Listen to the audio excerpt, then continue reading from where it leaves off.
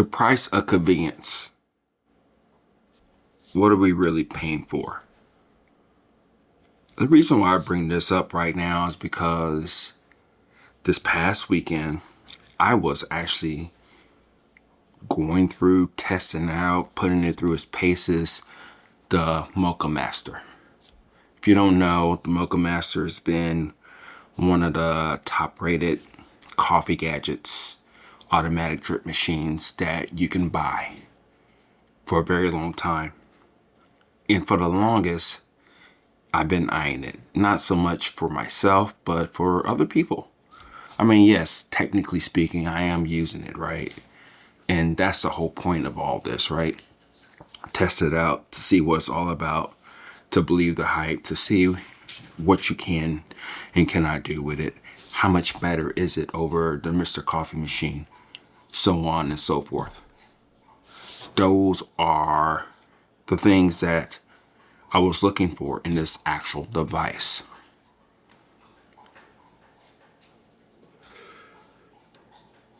But as I have gone through this whole thing of trying to understand the actual machine, I've come to realize is that an automatic machine isn't all what it's cracked up to be. It's supposed to be something to where it's automatic. You just push a button and you're good to go. It's superior than a manual method or whatever because the machine does the work. The machine knows coffee better than you and I. And as I was going through the paces and trying to figure the thing out and using my gadgets and instruments and all that stuff, I became more frustrated and more concerned with what people look at or look for when it comes to automatic drip machines. I'm going to get something for you and I'll show you what I mean by that.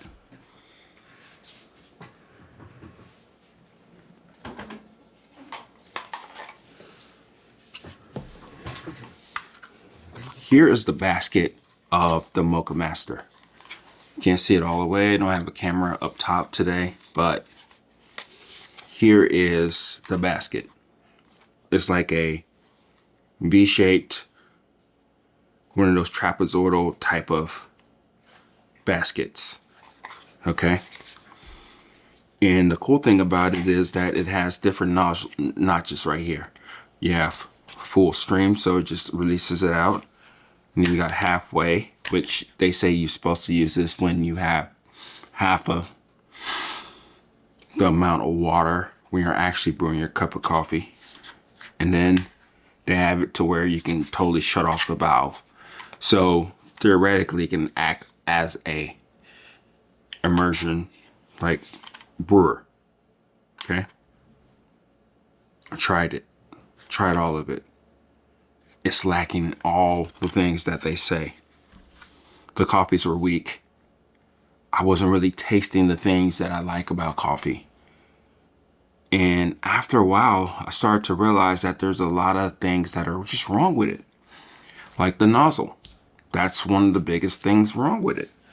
The nozzle stays in one area, which is perfectly fine. It's supposed to. It's not supposed to move. But then, of course, you got different mods and things that you can do to it in order to make it better.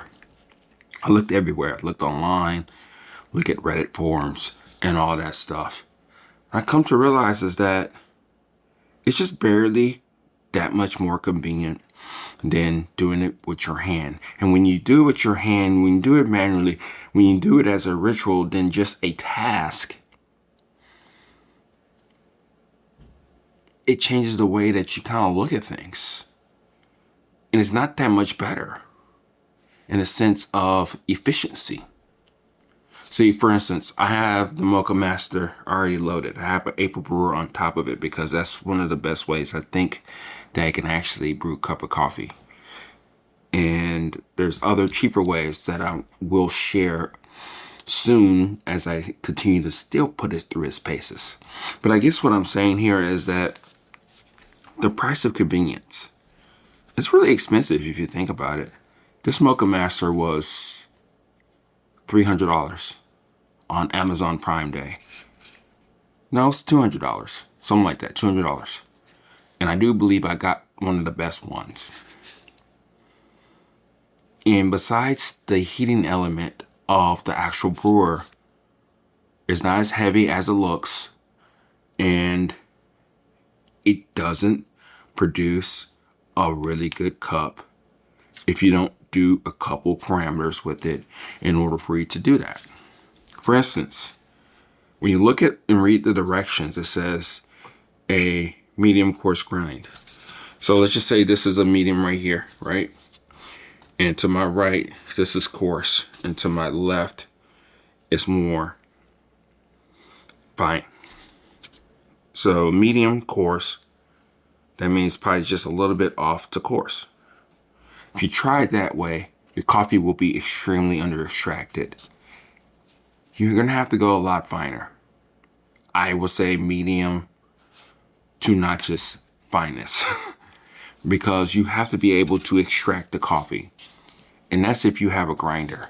If you don't have a grinder, you're kind of stuck out of luck. You probably have to just put a little bit more coffee inside of it in order for it to actually do something for you, for it to have that strength. And now you're wasting a little bit more coffee. This is not supposed to be happening for a $300 device. Yes, you can mod it, which I'm in the process of modding it. There's shower heads out there that are on back order for $40, which is not bad. You already paid $300. It's gonna actually soak and get the grinds right. But I still think that you're gonna have to go a little bit finer than what you think that you need to in order to get the extraction that you want out of the coffee. The Mr. Coffee is no obsession. I mean, it's not any different. Luckily enough, I was able to get a basket that doesn't leak at the bottom and only leaks off the sides, so that does dramatically increase the extraction of the Mr. Coffee machine. The temperatures are all way off, but at the end of the day, you're going to be able to extract that coffee. The thing that the Mocha Master has going for it is that the temperatures are just kind of where it needs to be. I guess really what I'm saying here is that it's not as convenient or helpful as you think with an automatic drip machine. For instance, I got the basket, put a filter up top the night before, grinded the coffee, put my coffee in there, and that's my coffee.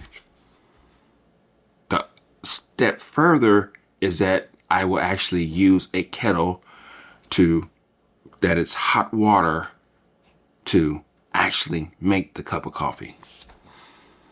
I can make sure that the grinds are perfectly saturated. I can wait, I can pause, I can do different things in order to bring the best out of the coffee. I can do all that for a significantly better cup of coffee. And I think that's the thing that people are paying for. That little bit more convenience, because it's not totally hands off. There are brewers out there. I actually had one, a Breville brew basket one that had the grinder. That one has so many faults in itself. It wouldn't extract as much as you think it should. The grind size are kind of lacking. You can kind of just push the button. You think that you're doing something great, but a lot of times you're not. And I think that's the thing that we have to understand when you use these type of automatic drip machines. I do understand them, don't get me wrong. I think there are benefits to them. For instance, it is convenient, right? Less guesswork.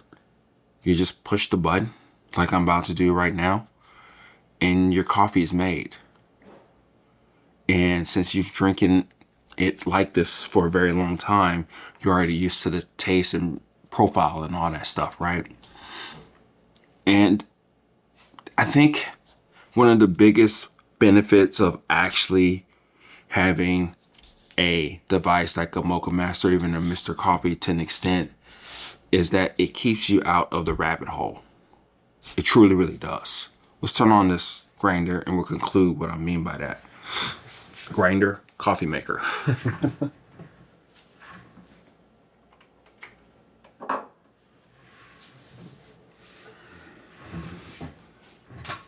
Even though you have paid $300, $150, probably even more money for your automatic drip machine, wherever how much you pay for it,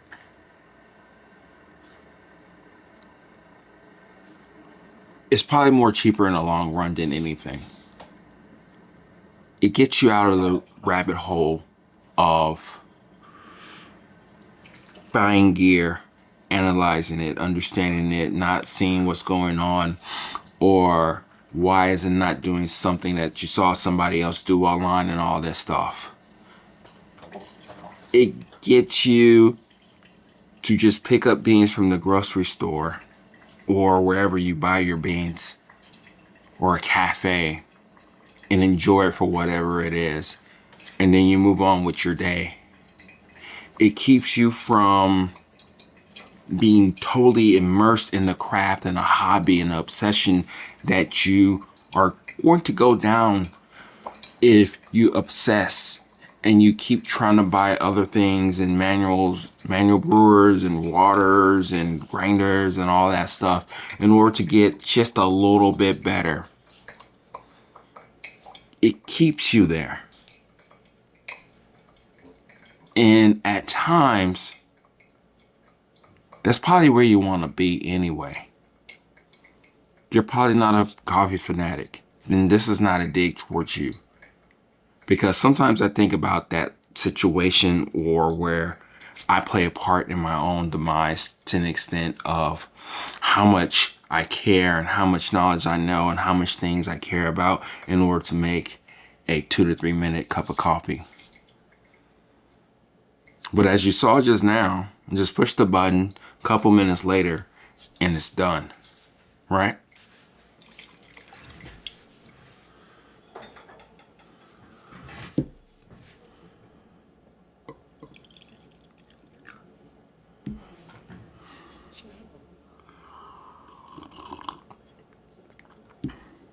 And it works. So as I'm bitching about it and gotten it dialed in and figured everything out for myself, and I will surely share all the things that I have learned with this device, is that the biggest attribute feature that the Mocha Master and many other automatic drip machines provide you is beyond the convenience. It keeps you out of the rabbit hole. It keeps you planted. It keeps you in a place to where coffee is coffee. You're not obsessing about it. A couple scoops here, some water at a couple different notches, depending on how much coffee you're making for yourself or for others. You drink it, you sit there, you enjoy it. Either drink it black or with creamer or whatever. And you move on with your day. Maybe that's the biggest feature of a automatic drip machine. It truly, really keeps you planted into a place to where you're not obsessing up over this whole thing. Probably you don't want that. Probably that's biggest lore about the Mocha Master, about the Mr. Coffee machine, about all coffee machines that are automatic. You just want a cup of coffee. And if it tastes okay to you, who gives a fuck what somebody else says about coffee? So yeah, interesting. That's really where we're at here. If you're happy with your cup of coffee and you like it for whatever it is, and you're fine at the place that you're at, switch that switch, turn it on. and enjoy your cup of coffee. So I guess go get a automatic drip machine if you don't already have one. This is Oki at Everyday Beans signing off. I'll talk to you later. Bye.